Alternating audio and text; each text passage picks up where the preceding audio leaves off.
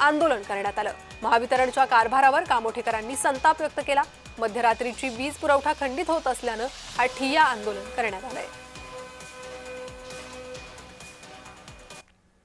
सोनसाखळी चोरणारे 3 आरोपी 2 तासात पोलिसांनी जेरबंद केले। मुंबईतल्या घाटकोपर पोलिसांनी ही कारवाई केली आहे। चोरांना पकडतानाचा थरार सीसीटीव्हीत चित्रित झालाय।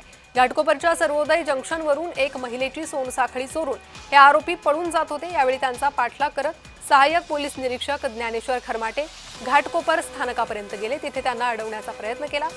त्यांनी स्कूटी पळवण्याचा प्रयत्न केला, परंतु खरमाटे यांनी या तिन्ही आरोपींना एकट्यानंच पकडून धरलं। या तिघांनी एकाच दिवसात 2 ठिकाणी सोनसाखळी तर एका ठिकाणी मोबाईल खेचून पळण्याचे गुन्हे केले होते।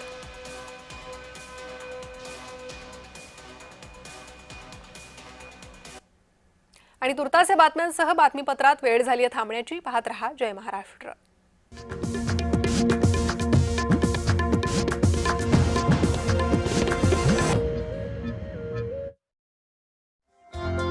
पाहत रहा जय महाराष्ट्र।